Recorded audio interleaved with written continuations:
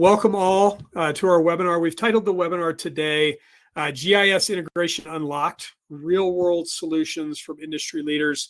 As you can see, I have a wonderful panel of folks with me today. I'll introduce them in just a second. But what I wanted to do today, it's a little different kind of webinar structure than we typically do. So typically our webinars are a little bit more presentation, a little bit more moving through slides and kind of talking about what we're seeing in terms of trends in the industry and, and maybe challenges in the industry and how we're solving those.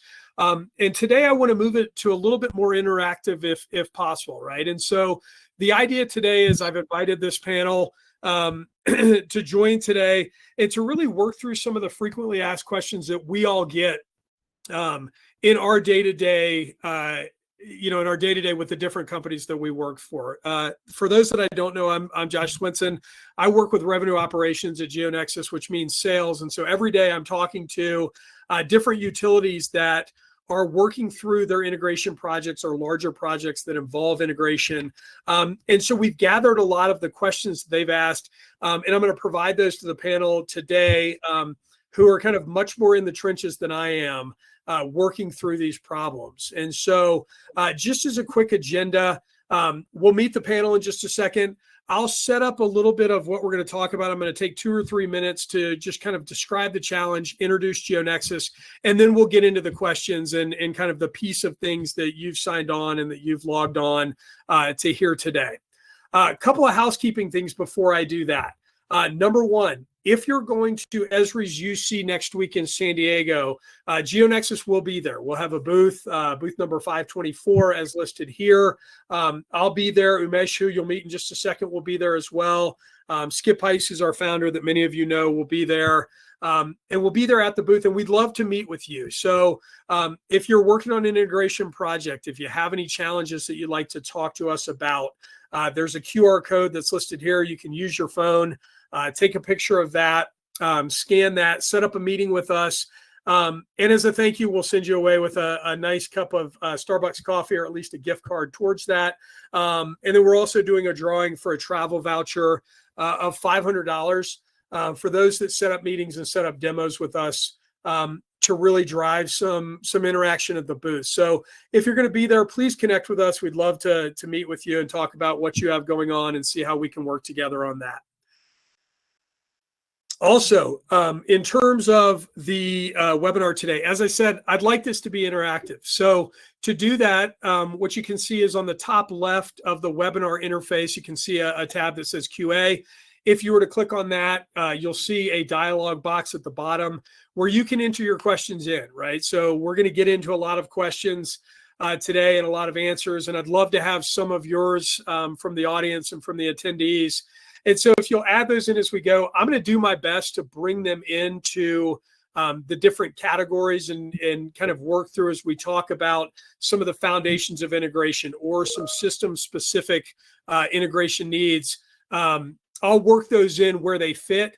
And if they don't fit at the end, we do have a piece of time carved out for Q&A that we can go through those different questions. So with that, let's meet these fine folks that we have here. As I said, I'm Josh Swinson with GeoNexus. Really happy to have Cassie Code, who's the manager of application systems from Evergy. Cassie is, and this is a fact, the newest GeoNexus customer. So Cassie and I have been working together for the last several months to kind of work through setting up the integration project. And just yesterday, we did our kickoff with Cassie and her great team at Evergy. And so what I love about that is that Cassie brings to us some very fresh knowledge around kind of what it takes to work through all of the logistics of getting to kind of the start line, if you will. And so we're going to work on some of the frequently asked questions that we have there. Cassie also brings some in-depth IT knowledge. And so we're going to ask some system-specific questions to Cassie as well. And then whatever questions you have for her. But that gives you some context around Cassie's journey. And so, Cassie, thank you very much for being here today. I really appreciate you taking the time. Anytime. Thanks for the invite. Awesome. We also have Jeremy Wolf. For those of you that are GeoNexus customers and are familiar with GeoNexus, you might know Jeremy and his face. Jeremy is the former CTO of GeoNexus. and very happy to have him as a former member with about 15 years of GeoNexus knowledge, as he was with us for quite a while, and continues to be with us and work with us on projects in his new role as the principal of Wolf Consulting. So Jeremy has moved on and is starting his own geospatial consulting business, and is working on many of the projects that we'll talk about today.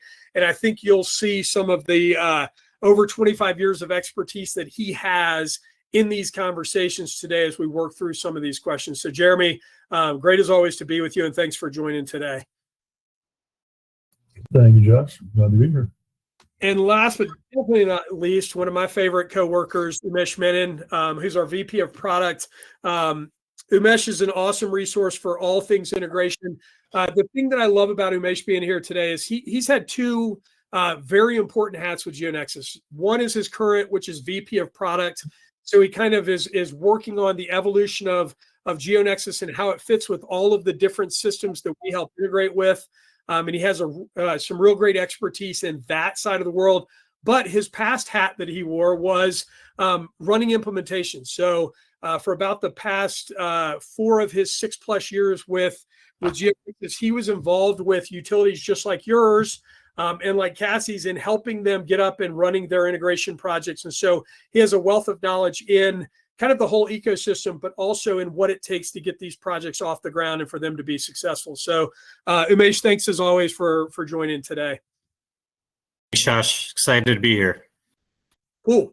All right. So I'm going to do my best to move through this part in about 2 or 3 minutes, because I know what you want to hear. That you want to hear what Cassie and Jeremy and Umesh have to say in terms of these frequently asked questions. So very quickly, for those that don't know GeoNexus, that are not familiar with GeoNexus at all, just a couple of quick things. I always like to start with kind of the challenge that we're helping solve, because I think it helps to hit home for those of you in attendance that are working on these different challenges, kind of these different projects. So this list of challenges may be something you've seen before if you've joined past webinars. These are the things that we hear every day. Why folks are coming to GeoNexus needing something different from an integration perspective, right? Perhaps it's that they're doing upgrades or they're changing systems. They're moving to a new system, a new EAM.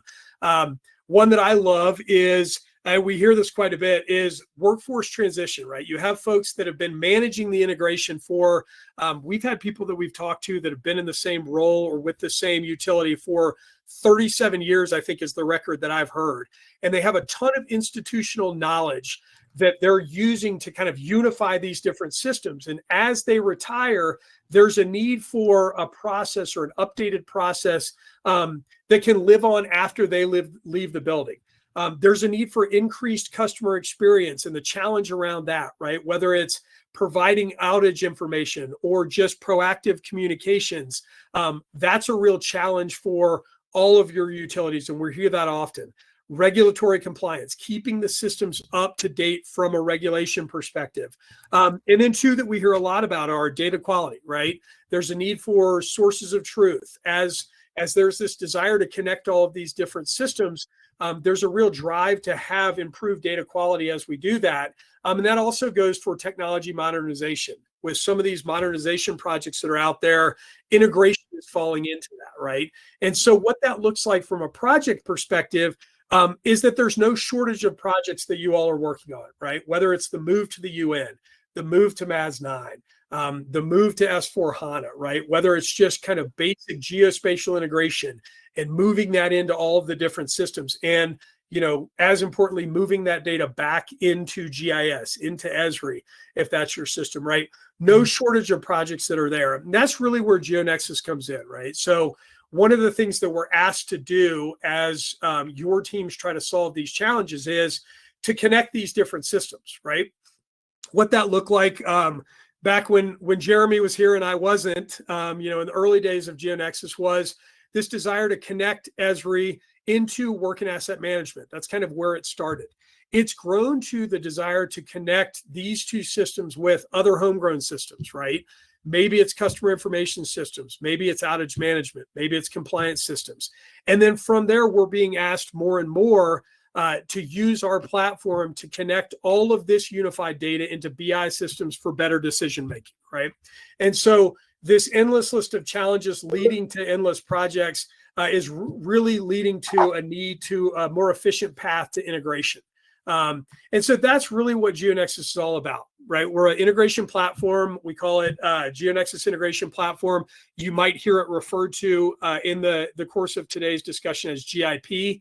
And so we're helping organizations through out-of-the-box tools in GIP simplify the configuration of integration, right? Make it more efficient in terms of setting them up. Through the easy ability to create synchronization rules. And then from there to automate the synchronization of data through the platform, whether it's one direction or bidirectionally, whether it's weekly or using our near real-time functionality to do it every 5 to 10 minutes for some segment of data. Those are kind of the core competencies of the product. And then from there, we provide reporting so that you can see, one, that the integration is working as intended, right? So a nightly readout that shows you everything that happened during the synchronization. And then further from there, it provides issue and error notifications. So if something fails, it provides you some kind of flag through email that says, hey, something's gone wrong. And most importantly, gives you a level of detail so that you get some kind of jump start on troubleshooting whatever the issue is. And then lastly, we do all this through a library of connectors, right? So we have pre-built connectors that understand the business logic of all of these different systems so that we can make it easy to provide out-of-the-box tools to connect these systems, and also so that we can keep up with these systems, right? So Umesh's team is constantly working on the next evolution of what is needed from an integration perspective with IBM Maximo or SAP or Esri, so that you don't get stuck in limbo waiting to upgrade, and so that your integrations can kind of go with you as you move to the next version of whatever product you're using. So that's GeoNexus in a nutshell for those that are not familiar. And with that, we'll get to the fun part of talking with our panel about some of the FAQs that we hear from time to time. All right. We're going to start with, kind of at the top, integration foundations. What are the things, if you're early in your thinking around a project, if you're in the midst of planning, and based on some of the names that I see here, I know that there are different organizations here that are in this phase of things. And so what I wanted to start with is maybe just level setting on some of the use cases. And Jeremy, I'll go to you with this.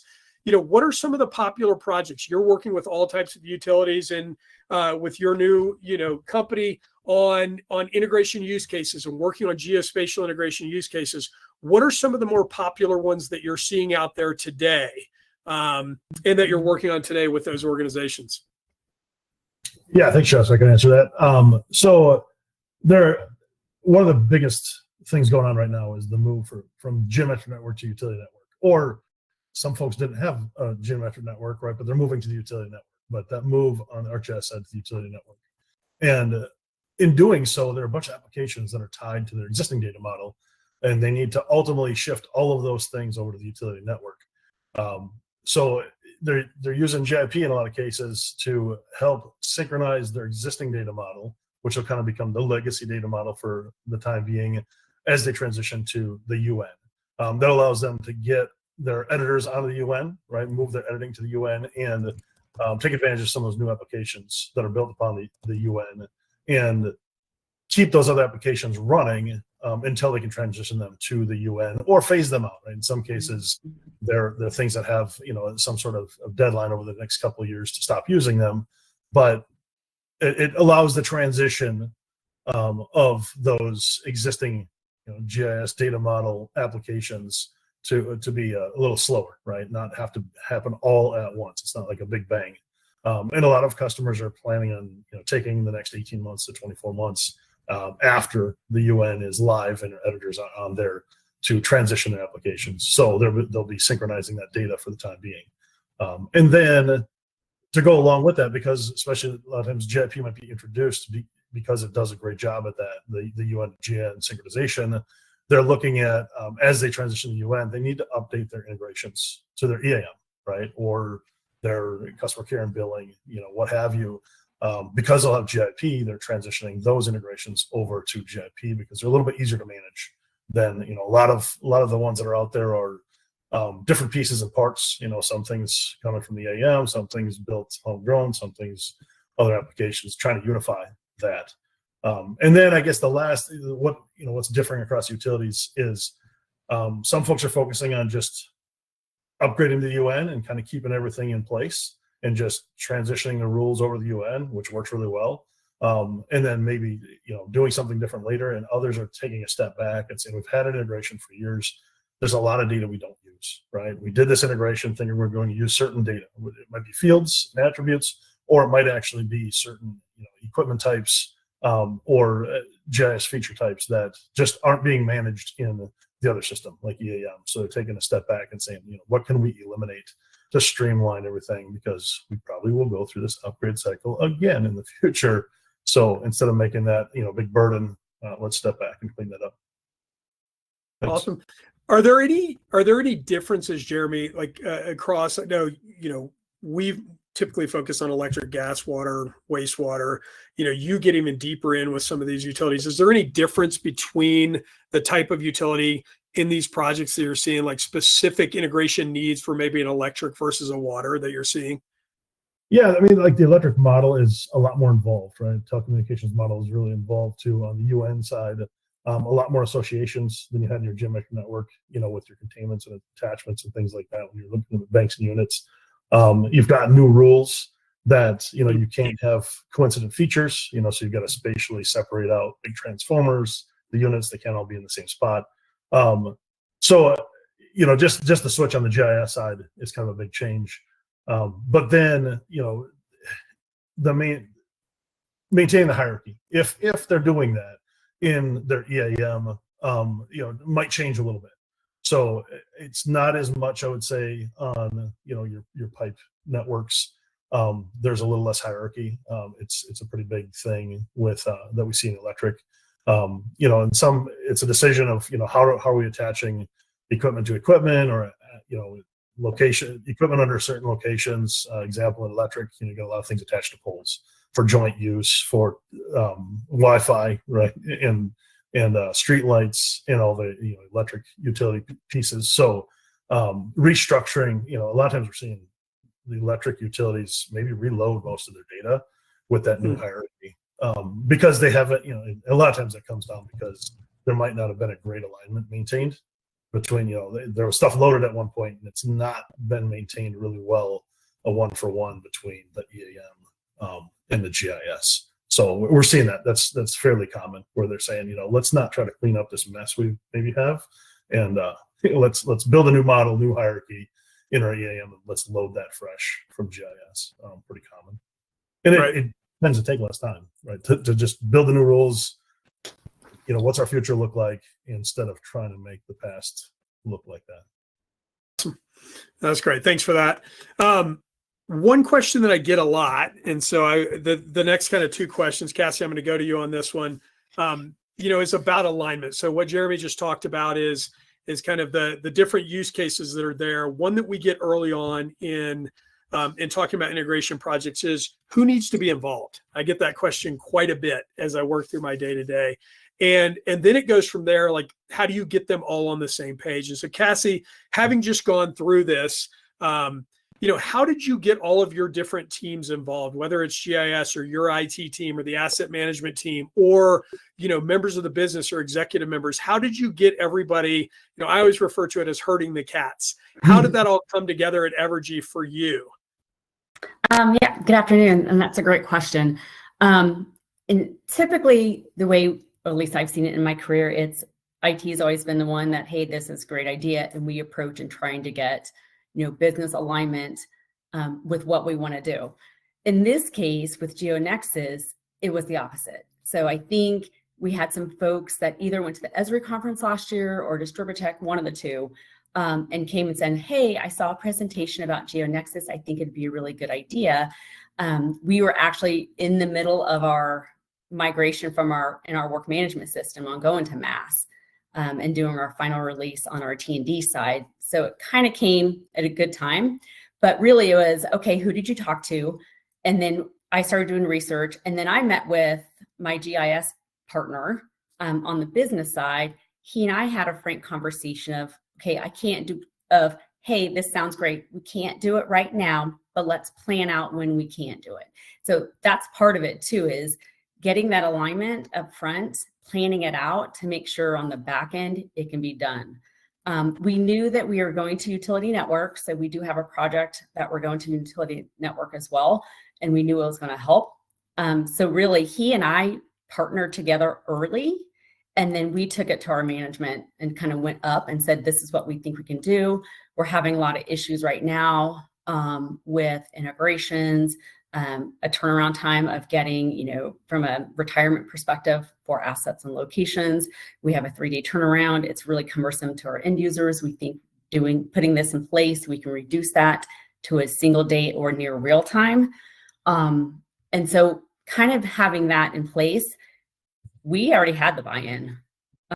And so it was easier because if I have that up front, my adoption rate on the back end when I go to execute is going to be seamless because they're already involved. And regardless if it's GeoNexus or any other application that you're integrating or even trying to upgrade, that upfront buy-in is key. Because if you don't get that and you wait until the end, your adoption is going to be way, way less because they're going to put the brakes on and say, I'm trying to understand, help me in what we're doing. You're rocking my boat. I don't understand why we're going here. If I can explain that up front, then it's smooth sailing for the rest of them. Awesome. I'm sure there's some people that are joining, that are listening, that are saying, I wish it was that easy. I wish that it would have happened that way for me. That was the easy part. Yeah, right. So Umesh, to you, and this is back as I discussed earlier, putting on your former hat around implementations, build on what Cassie said there and talk to us a little bit about, how you herd the cats and the importance of kind of herding the cats and bringing, the different stakeholders in and how important their engagement is to ensuring success as you go through the rest of the project and the life cycle over these integrations.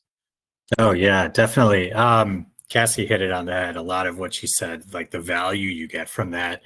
Our most successful implementations is when we have that stakeholder engagement, meaning that there's key representation from the different groups. They understand kind of why we're doing it, and they're part of that delivery journey. And the value you get from that, one, you get to define the success, the accuracy, timeliness, usability of that data, alignment with the business goals. You can prioritize that data and the processes of the data that you're looking to integrate. The adoption that Cassie talked about is key. So when the stakeholders are engaged in this, they're likely to trust what's happening with the integration because they were involved in shaping it as well. So, and then I think the other thing is that you really prevent a lot of rework later on. So when you don't have it, in my experience, it's misunderstood business rules. Are we syncing the right data, valuable data? And some of the resistance that we see from users are sometimes due to it doesn't fit the workflow properly. So having all of those things, having the stakeholders engaged early on really helps validate those assumptions so you know what's going on with those. Awesome. That's great stuff.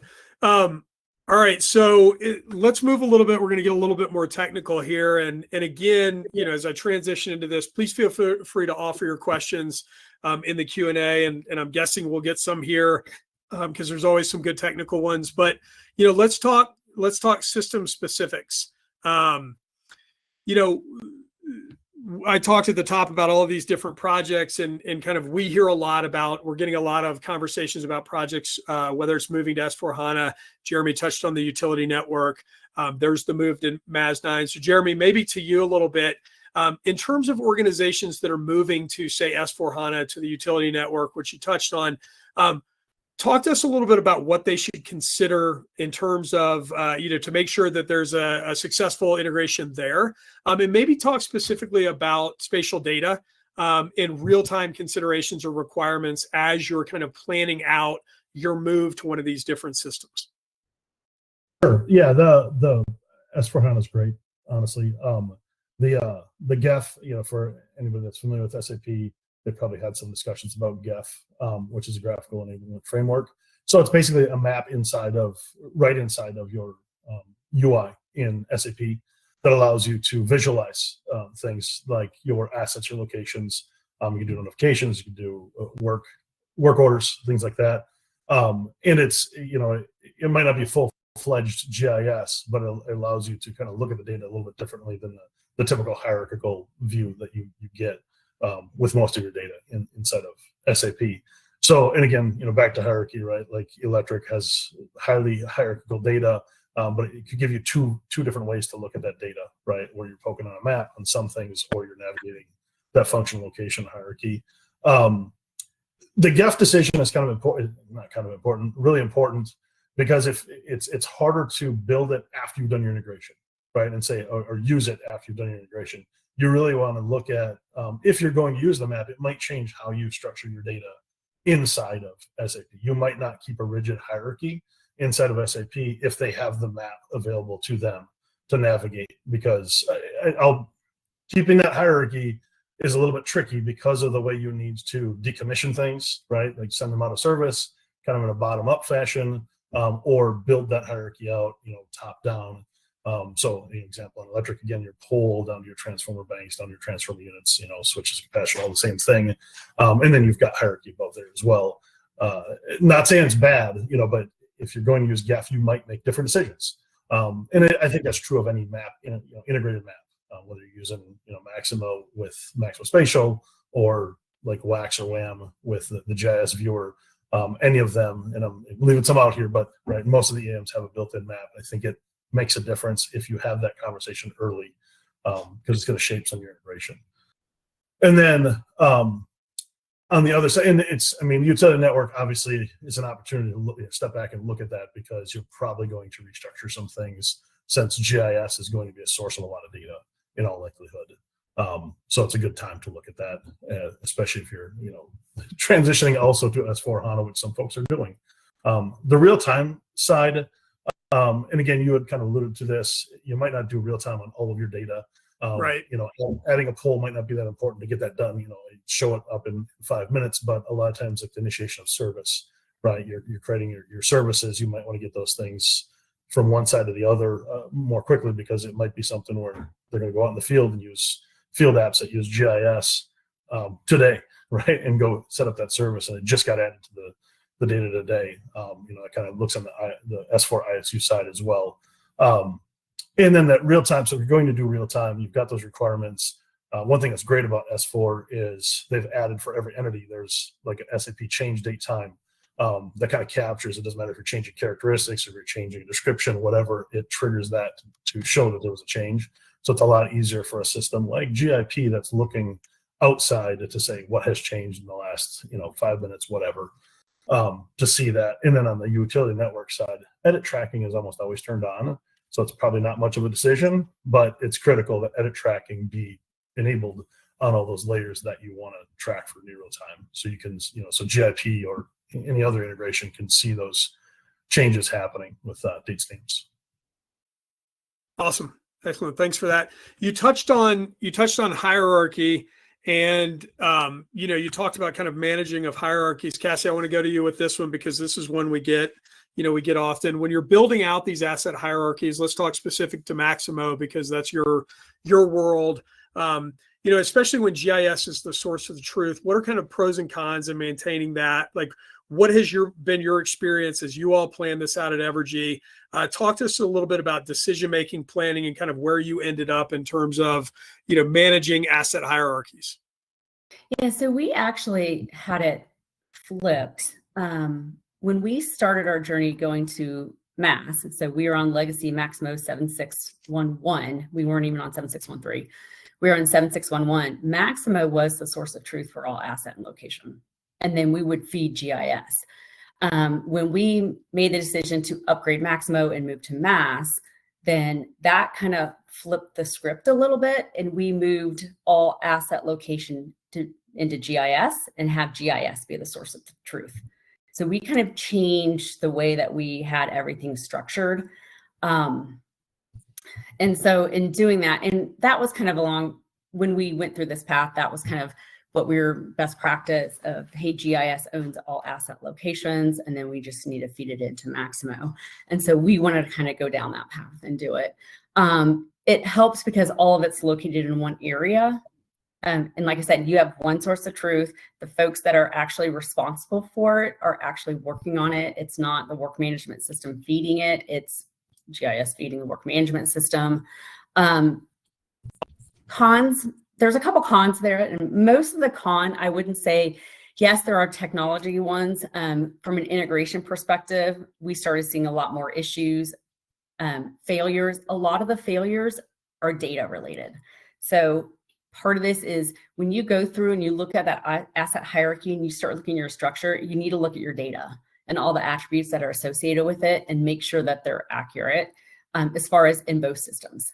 And that's part of one that we're looking excited about GeoNexus is it can kind of help us with that, kind of be the gatekeeper.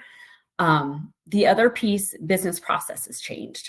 So it goes along with what we were saying earlier about adoption is if you have the adoption up front, it helps if when business processes change, folks understand the whys you're changing that business process. And that drives the adoption as well. When we did this, we had a few issues with our maps within Maximo itself that we're still trying to work through. We couldn't drill into the detail that we had previously. So we were working through those issues right now. But I think overall, moving the asset location into GIS where it truly belongs was the best decision because it also helps us set the foundation for when we're getting ready to do our UN project, which is in the works right now. Awesome. Fantastic. Umesh, moving a little bit more, kind of back to the GNUN and excuse me, in your experience there, from a data integration perspective, what are some of the fundamental considerations, at a high level that these folks, the attendees and maybe folks that'll listen to this after the fact need to be considering as they move from GN to UN, and maybe talk specifically about, Maximo or SAP as your team works on making sure that our solution is evolving. What are the things that you're planning for specifically as folks move there? That's a great question. We get asked this a lot with our existing customers. And the first thing is that there's a shift from topology-based to role-based modeling. Geometric network uses feature geometry to establish that connectivity, whereas utility network enforces connectivity on explicit rules and associations. So, really the impact integration to systems like Maximo and SAP is that you have to accommodate more complex asset relationships. So depending on the use cases, that integration logic is evolving from simple kind of feature synchronization to network-aware asset synchronization. So that's the first thing, is that accommodating for that. The second thing is that it's a data model overhaul, right? So utility network introduces object-oriented schema. So feature classes in your GN may transition to multiple related tables and associations in the UN.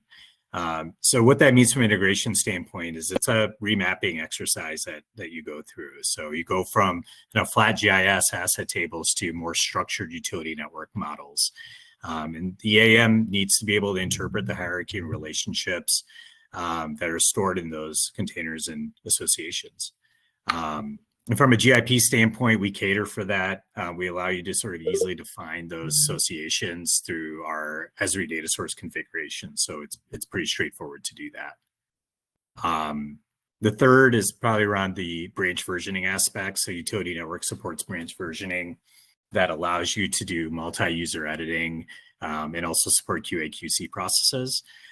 So integrations need to consider when to pull the data, from default or a published version. And GIP has this built into the functionality to take advantage of branch versioning. So when you configure the version you want to connect to or create, you can also perform post and reconciliation processes if you want to do it and take it that far.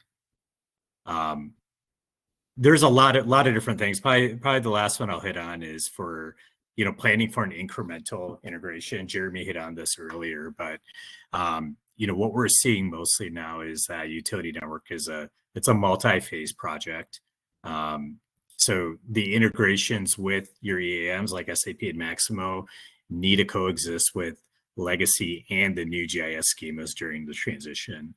So you need to be able to have sort of flexible interfaces to support both models. So the use case of geometric network to utility network workflow that Jeremy mentioned is really something that's been really helpful to help during that transition. So you don't have to do a big bang, we're going to migrate over. So you can phase out your deployments and you can keep legacy interfaces going into the geometric network and then move those things over as you need to when you're ready to do it. So you're not flooding your users with trying to do everything all at once. Awesome. That's fantastic. So switching gears a little bit, just a couple more groups of questions here. This is all kind of focused on the same area, and that is, cloud adoption, cloud first strategy for integration or for other systems more specifically. We're hearing a lot about this now, right? This is a project or a topic that is really gaining a lot of steam, and I'm sure a lot of you that are on the call know more than I do. But we're getting a lot of questions about this, and so I wanted to be specific to WAX. I think we spend a lot of time talking about SAP and Maximo just because I think they're a bit more popular, but we are starting to get a lot of Oracle-based, WAX-based questions. And so, I wanted to bring this one that's become popular to Jeremy and just talk a little bit. I know you touched on a little bit of this, but for those out there that are moving to WAX, what should they be thinking about? And maybe if you want to be more generic to just kind of a cloud first or cloud adoption strategy, talk to us about what folks should be thinking about in terms of their integration strategy as they move to the cloud. Yeah, so a little bit about the cloud, right? Is like what's going to be in the cloud. It's usually a hybrid approach. At some point early, it might all be all cloud later. Because a lot of times on the GIS side, your ArcGIS Enterprise is probably still going to be hosted on your servers. It doesn't have to be. You've got folks going AWS, Azure, and putting everything there in the cloud. And then you've got, WAX is cloud first as well. So if everything's out in the cloud, then it's just where does GIP live, right? And a lot of times, it can still live on premise, or it can be run on a server that's in your cloud environment, right? Azure, AWS, whatever. So I think that's kind of important. And one of the things that you see when you're going from the cloud, if that server is out in the cloud and we're coming back into the on-premise, what is that private connection looking like, and how much overhead is there, right? Is your throughput good? And it's it just might be some testing on where the best place to put your GIP server is. The nice thing is, your GIP server doesn't have to have any GIS pieces installed on it. It doesn't need to have any WAX pieces or whatever, right? It's standalone. It's got to be on a Windows server. That's about it, right? But then it's got to be able to connect to those two systems. In case of WAX, be WAX, and then your ArcGIS Enterprise. So those are considerations, and it's involving your security team, right, and your IT team to make sure that those channels are open.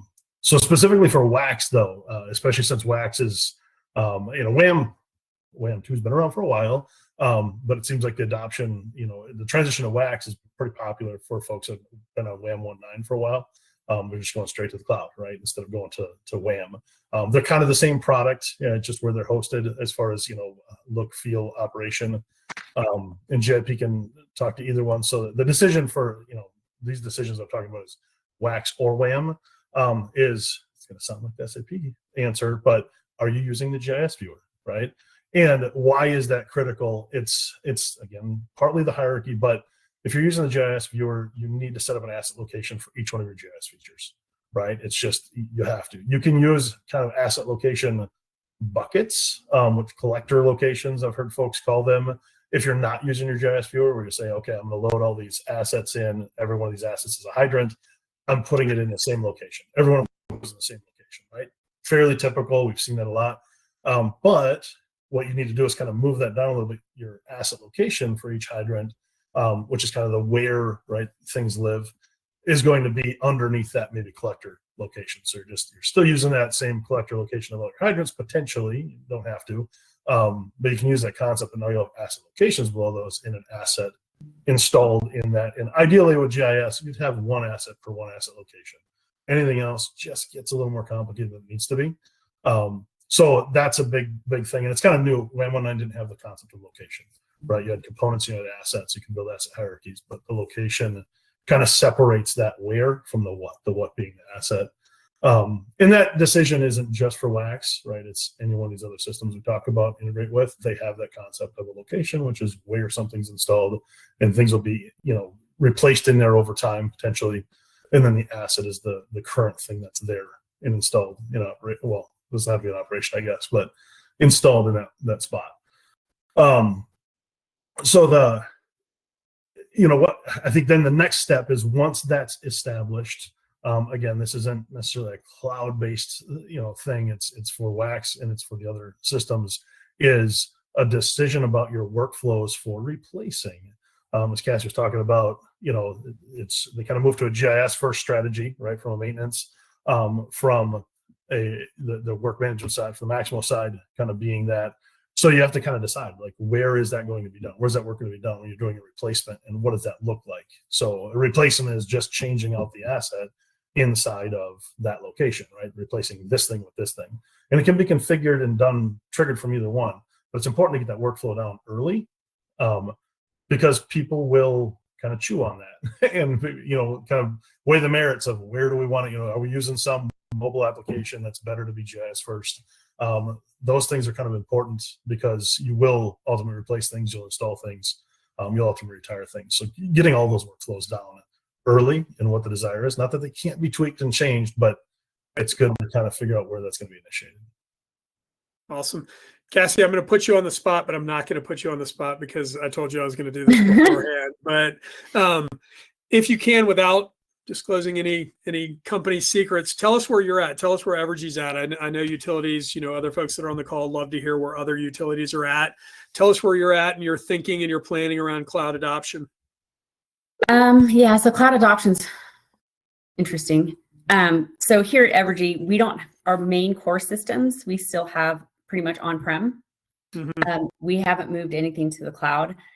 I think in 2023, when we first started our mastery on the transmission distribution side, we tried to move to the cloud.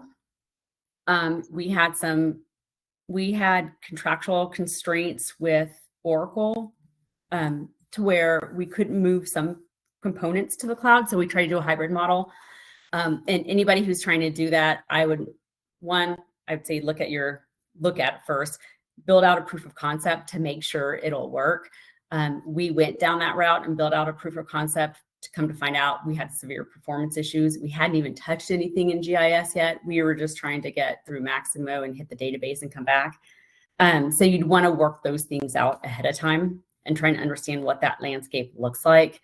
I know and not even in our work management systems, but even in our accounting, our plan accounting system and Power Plan, I think they're looking at potentially some cloud strategies as well, about moving from on-prem to the cloud. I don't know what that's going to look like. It should be interesting, especially as it talks to on-prem applications. And that's really key in where your integration strategy lies as well. You want to make sure you have something that's reliable, that's maintainable, and actually that's kind of speedy. You don't want anything that's obsolete.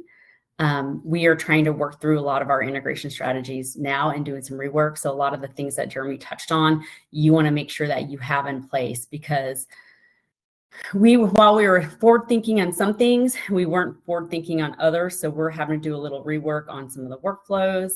We're having to rework on integrations. So if you can avoid any of that rework, plan it out as much as possible. I know plan as much as you can. It really is the key to success.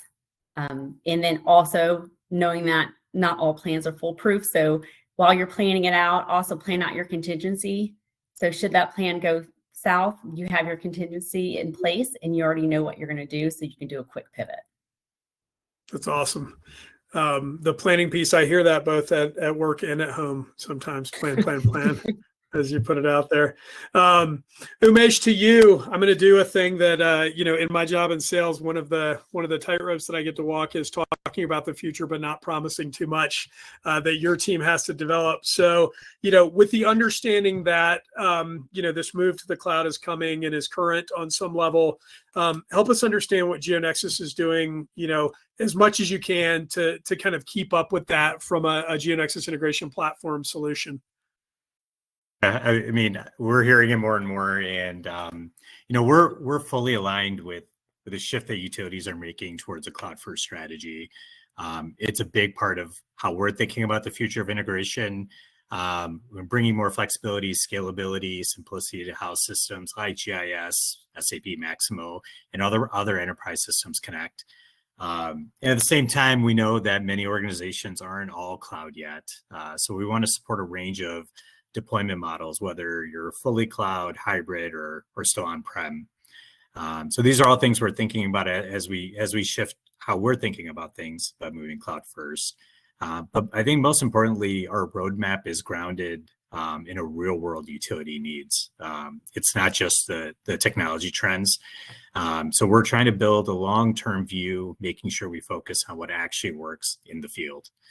And for any of our existing customers that are listening to this, if you're thinking about your own move to the cloud too, or if you want to influence how the future looks like from an integration perspective, we'd love to hear from you, because your input is going to help us shape where we go next. Awesome. Yeah, and as someone that's privy to some of the roadmap, it's exciting stuff that's going to happen, and trust that when the time is right and we're ready to release this information, we'll have Umesh back on one of these to kind of walk through what the future looks like in terms of the next iteration of the project or of the product. So thanks, Umesh, for that. All right, getting to time here, we're gonna go through this lightning round. So one question to all of you. And Umesh, maybe I'll start with you since your microphone is hot. You've been through a lot of these implementations. The folks that are listening have been through a lot of these implementation. Give me one key piece towards success, right? One thing that you should do as you think through your integration strategy, and one thing that you certainly should not do from an integration strategy perspective. Speed round, go for it. Yeah, I mean, I'll go back to kind of the question earlier about stakeholders. I think bringing them on earlier is really the key, because integration touches everybody. You don't want to wait till you're testing to align on things. You're gonna end up with rework. And what not to do is don't underestimate change management. A lot of times people go into integration projects thinking they're technical projects, but they're actually change management efforts, because they touch the workflows and processes that go through every day. And users, if they don't trust it, they don't trust the integrations, the integration's going to fail in the end. Awesome. Cassie, I'll go to you. Same question. So I would concur with what Umesh said on all of it, especially, again, the adoption. I don't know how I can stress enough the user or the buy-in up front is going to be very, very critical. The other piece that I would say on the flip side, I would make sure that you test to your heart's content. Any and every scenario that you can think of, make sure you test it, because you don't want to go live and have issues that could have been caught during testing, because then that's just, like you said, additional rework that you would have to go do. Awesome. Those are good ones. I know that Shay, who leads delivery for us, is if she's listening, is cheering on your test answer. I know that she would like that quite a bit. Jeremy, same question to you. Yes, I think it's really critical to make clear and deliberate decisions early on about what you will integrate. The worst thing you can do is say, we're not going to make a decision, we're integrating everything. That will be a mess forever. And you'll have a lot of low value integrations, right? And what I mean by that is, do you actually need your fittings from GIS? What we see typically is, what's in GIS? Let's push it into EAM. Don't start there, right? What do we need in EAM should be the question you're asking. Because you don't need all your fittings. Those are just part of a work order. They get spent. They're very, very important to GIS for connectivity and things like that, but they're not things you visit to maintain, right? You don't exercise them. You don't inspect them necessarily. I'm not saying every fitting, but most of your fittings is an example. And then the fields. We see people build out their specifications or classifications in Maximo, characteristics in SAP to take everything GIS has. GIS is there to be leveraged, so you can go out and use GIS for those things you infrequently use. Go look at the record in GIS, you'll see that data.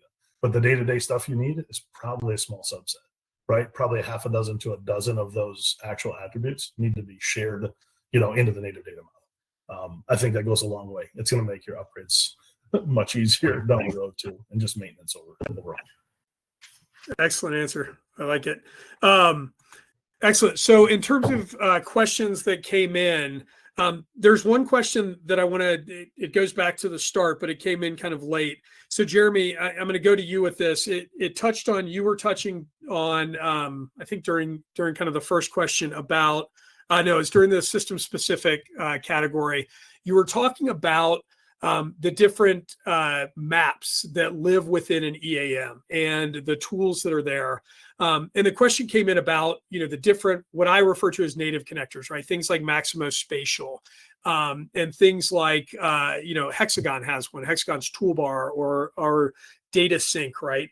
And, the question is around what's different between those and a tool like GeoNexus. And so I'll give that to you. But Jeremy, before I do that, I'll clarify one of the questions I get almost every day as we talk to organizations when this comes up is, explain to me how this is different than, say, the map tab, right? And one of the clarifying things that I always offer early on is what's kind of included in there is, well, there's two different components. There's the map component of things, and then kind of thrown into the conversation is, well, there's also an integration piece that helps integrate your data. And that's really the place where we are different, right? So we can empower something like the map tab, right? So we can still work with those tools when you're looking to view your data in, geospatial data in your EAM.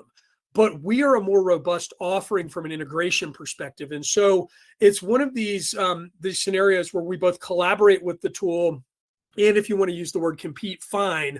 But we really replace in a more robust fashion the integration aspect of things. And so it needs some clarifying often when we have these conversations. So Jeremy, back to you with the question, what's different from your perspective? You've worked on a lot of these and worked with folks that are moving from one tool to GeoNexus.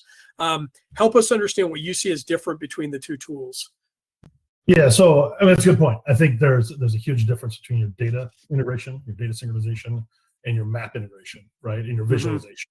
They're both very critical. The visualization part, everybody's going to look at, right? A lot of your customers, but your data is usually just, if things are going well, it's just behind the scenes. Nobody knows what's going on, right? It just shows up, and that's great. But most of these native connectors are, I hate to say it, but they're kind of self-serving, right? They're built with the purpose of the system that they're packaged with to benefit most, right? So they're not built to benefit the other system that they're pulling data from, right? So we talk about the map. Most of them are not very robust on the GIS side, at least delivering data back from that system, so I'm not going to pick on anybody because this is across the board, right? They only have so many resources, so they're making it as good as possible to provide the benefit for the system that they're trying to sell you. So it's really robust on that side, but going back the other way, not as robust, right? It's kind of a little bit more of an afterthought and not a top priority. Where I think something like GIP is built not with one of those more in mind. Obviously, it's very robust on the GIS side, which is unique, but it's really trying to benefit both sides because, again, the collaboration that Cass was talking about, and Amesh was talking about your stakeholders, they all want some benefit. They're going to put a lot of effort into this thing. It's really easy to buy in if we get something out of it, right? And not just having to do all the work so some other system gets the benefit. I think all those map integrations are really great on the map side. They help you go out and dispatch and schedule visually. But the data integration is typically, and a lot of those data integrations are kind of behind, right? They're not branch version aware. They're not utility network aware, right? They just don't keep up with, there's a lot to keep up with. They don't keep up with the changing ArcGIS architecture. So something like GIP could be handling data synchronization, but they still have the map, right? They have the integrated map fully supported, right? And fully working. And they're not trying to use, that one tool that's really better at the map than the data to do everything. And they're still leveraging that investment. Excellent. Yeah, I think one thing I'll add to that, if I can, is one of the things we've seen, and Jeremy, you and I have talked about this in the past, is consistency in the way the integration is set up. As you said, the map piece of things is great, and we love empowering those. But from an integration perspective, often what you're getting is a tool within these native connectors that you have to do a lot of the scripting yourself, or there's a lot of work that needs to be done, and there's not as many out-of-the-box tools. With the out-of-the-box tools from GeoNexus, one of the pieces of feedback we've heard that is positive is it gives you consistency, right? Because you're going to set up a set of data for integration, then you might set up another and another and another over time. And with the out-of-the-box tools, you're getting consistency across that versus, as you go in and kind of have to do some of the scripting or not as many tools, you get some disconnects in terms of the way the integrations are set up one to the next to the next. And so that consistency is feedback we've got that's really strong with the platform itself. Very quickly, 2 other questions that I got that I'll answer independently offline. There was an ask, Jeremy touched on SAP GEF. There was an ask about a demo there. We do have a demo for that. I'll follow up offline with that individual. If anyone else is interested in seeing a demo for that or any of the other systems that we've talked about today, please ping me. My email address, I think, is right here. So josh.swinson@geo-nexus.com, and I'll be happy to send those out. And then the other question was about shareholders or stakeholders. We talked a lot about that. Some questions about who are those? Is there more detail there? I happen to have a piece of content on that, so I'll send that directly. But if you're interested in that, again, please email me, and we'll follow up with that, and I can share that content with you. You can also find it on our website. So with that, we'll kind of end with a huge thank you, Jeremy, Cassie, Umesh. Thank you for taking the time to do this today. I hope this was very beneficial. I learned some things, which is fantastic, and I hope the attendees here found this very beneficial. Really appreciate you taking the time today to answer some of these questions. And we'll look forward to doing it again soon. Thanks, y'all. Thank you. Sounds good. Thank you. Bye.